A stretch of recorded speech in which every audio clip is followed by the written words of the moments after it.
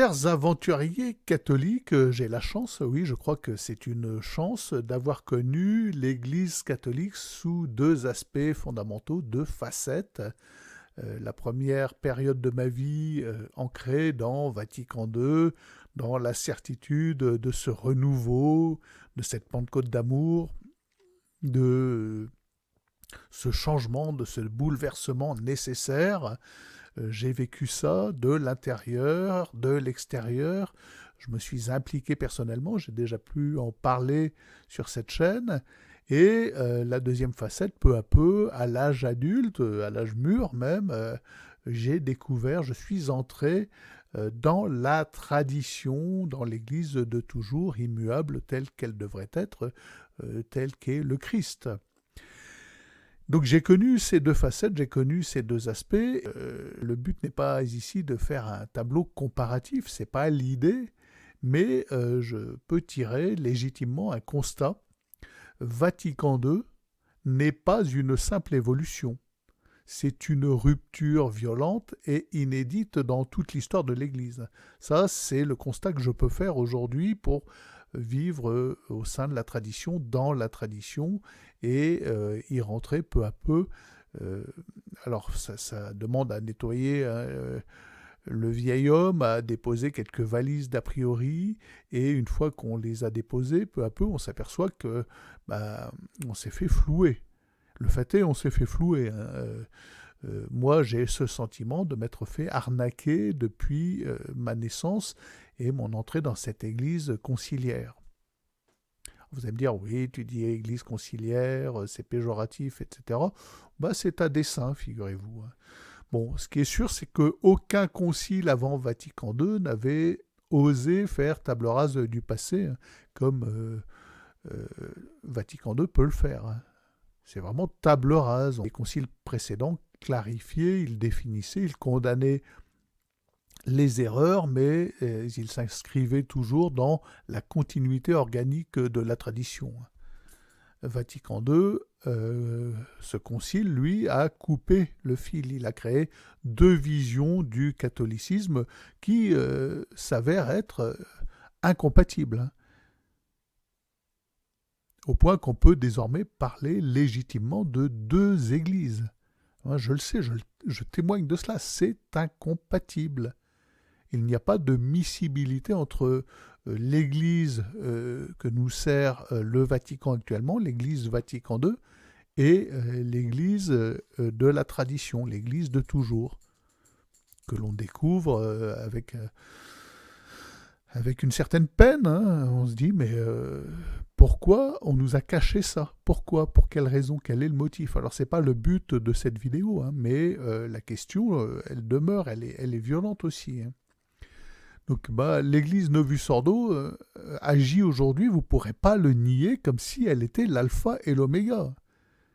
Les sectateurs de Vatican II ne jurent que par Vatican II.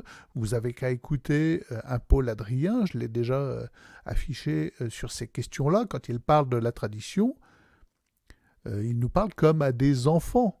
Vous êtes adeptes de la tradition, mais ça va vous passer. J'ai même publié une petite vidéo, un petit short sur la question. Je dis, mais c'est affligeant, quoi. On est des enfants, ça va nous passer, on va guérir. C'est une maladie de rester dans la tradition alors qu'il y a tant de belles nouveautés dans l'église Novus Ordo moderne. Mais on voit très très nettement tout ce qui précède 1962 pour les modernistes, pour ceux qui sont adeptes de Vatican II, c'est traité comme négligeable, dépassé et même embarrassant. Et ce n'est pas une simple impression esthétique, c'est une altération de la substance même de notre foi. Lex orandi, lex credendi, la loi de la prière et la loi de la foi. Mais ça se vérifie, C'est long, c'est une espèce de gangrène, mais la foi se modifie par la façon de prier. On le constate au quotidien. Le modernisme va toujours plus loin dans une espèce de progrès maladif, une gangrène qui a été générée par la modification profonde de de la prière, de la liturgie. Et en changeant radicalement la manière de prier, le concile a inévitablement changé ce en quoi l'on croit. Mais les exemples sont quotidiens pour ceux qui continuent à aller à la messe Novus Ordo, sauf avec quelques prêtres un petit peu collés-montés, mais qui sont montrés du doigt par leurs évêques, qui se baladent encore en clergyman, qui n'ont pas une chemise bariolée avec à peine une mini-croix, bon, voilà, ce qui leur permet l'anonymat ou un costume de ville en tweed, bon. On ne s'agenouille plus, c'est même plus possible. On nous a collé tellement de chaises dans des églises vides. On pourrait enlever les 2 tiers des chaises. Maintenant, les églises sont vides. Les églises Novus Ordo, il n'y a plus un gamin. On communie dans la main.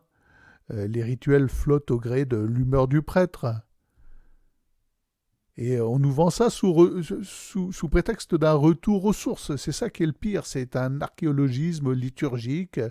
Et c'était dénoncé par Pie XII. Et ça a permis de balayer 1500 ans de construction organique du Saint-Esprit pour imposer une fabrication humaine. Le résultat, les dogmes s'effritent. Alors, c'est pas moi qui le dis, c'est Bergoglio en personne. L'enfer, il est vide. C'est même un tabou dans toutes les paroisses. On n'en parle jamais. La confession, essayez de vous confesser à votre curé de paroisse. Alors vous allez me dire, oui, le mien, il confesse. Mais c'est une exception. C'est une exception. D'ailleurs, nous, on n'a plus de curé de paroisse. Si, on a un Africain. Il vient d'Afrique maintenant, parce qu'il y a tellement plus de prêtres en France, dans le Novus Ordo, qu'on va les chercher en Afrique.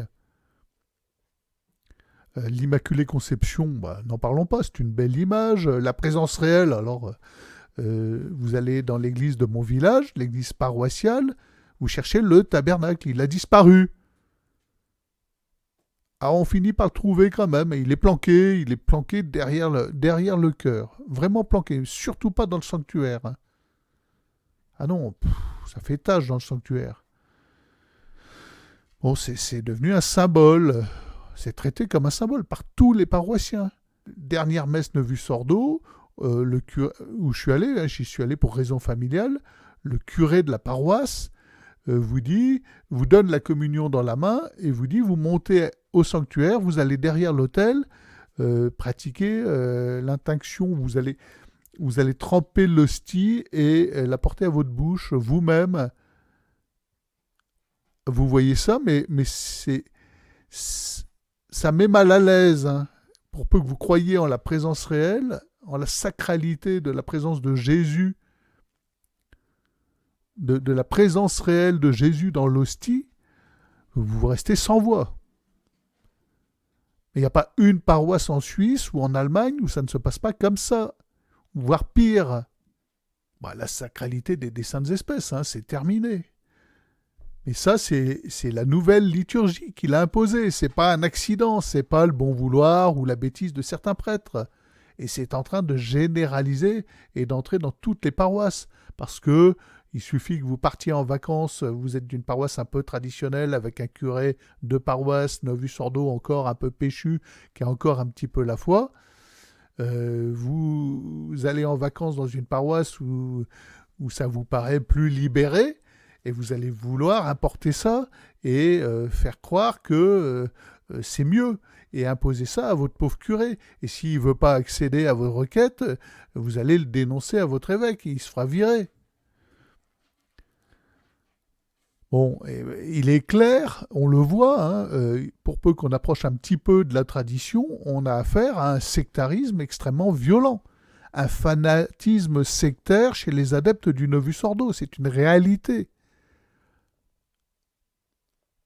Les adeptes du Novus Ordo, alors sauf de rares exceptions, manifestent en général un rejet pathologique de la tradition, mais moi j'en ai fait l'expérience.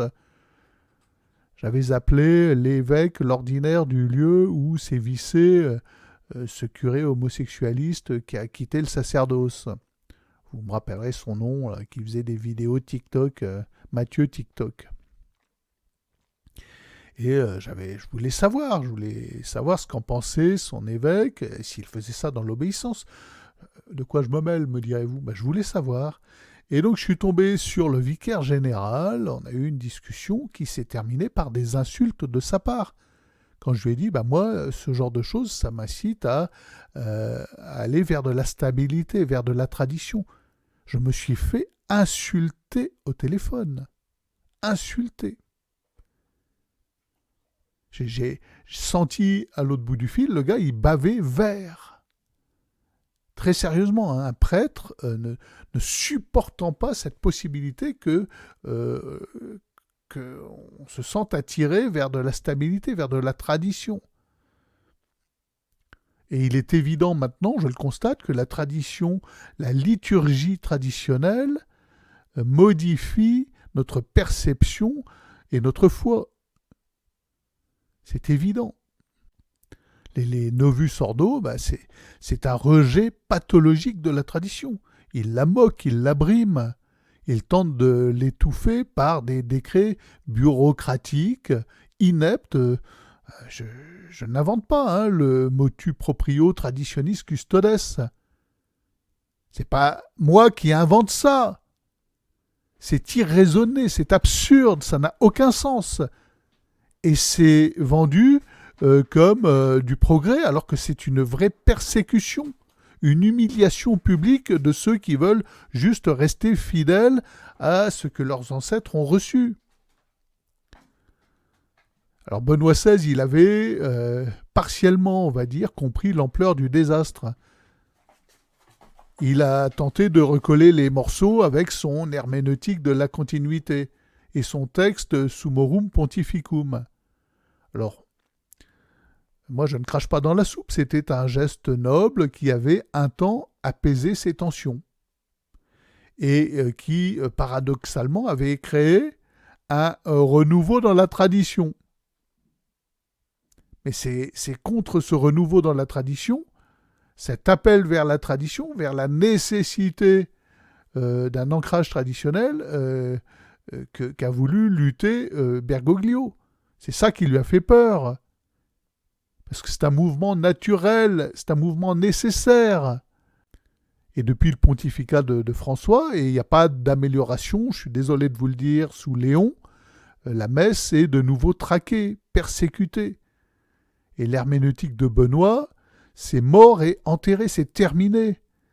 On est rentré dans une guerre déclarée et ces gens-là ont perdu d'avance parce qu'il y a une vraie nécessité à revenir vers la tradition. Il y a beaucoup de gens qui le vivent maintenant, qui le ressentent. Alors face à ce constat, il y a vraiment une seule attitude catholique digne de ce nom. C'est une sécession spirituelle. Moi, c'est ce que je pratique, c'est mon attitude. Je ne me soucie plus ni de près ni de loin à ce qui se passe au Vatican. C'est le mieux pour ma santé spirituelle. Alors, il ne s'agit pas de quitter l'Église. Vous allez me dire, oui, mais tu quittes l'Église. Non. Je refuse de vivre dans ce schisme larvé imposé par la hiérarchie actuelle. Je refuse. Et c'est le rôle du petit reste biblique, de garder la flamme quand tout s'éteint. Alors, je ne prétends pas être un gardien de la flamme, je ne suis pas une cause exemplaire de la tradition des vertus catholiques ou quoi que ce soit, ce n'est pas mon cas. Mais je sens qu'il faut aller par là, je le sais. Et il faut nous efforcer de retrouver la tradition intégrale dans ce qu'elle a de vivant. La foi des siècles, la messe qui n'a jamais trahi le Christ. L'Église du Christ n'a pas deux visages, elle n'en a qu'un seul, et c'est un visage qui traverse les tempêtes sans jamais se renier, qui est opposé ontologiquement, naturellement, dans toute sa puissance d'être, au novus ordo, au progrès et au progressisme. Alors, chers amis, rejoignez-moi dans cette bataille de la fidélité. Il faut qu'on s'entraide parce que c'est pas facile, c'est pas évident, on est attaqué de toutes parts, on est conspué, moqué, On a affaire à des cuistres et puis il y en a un paquet, hein. Abonnez-vous, partagez cette vidéo pour éveiller les consciences plutôt endormies, hein. Soutenez notre tour du monde à la voile, hein. Ça sera en partie sous cet esprit-là. Donc le Deneb, notre voilier, portera le Christ-Roi aux quatre vents. Et là où le monde moderne s'effondre et où les églises en béton se vident, visitez le Tipeee pour payer un café au capitaine et participer à l'équipage de la tradition. Que Dieu nous donne la lucidité du guetteur et le courage du soldat, et à demain peut-être.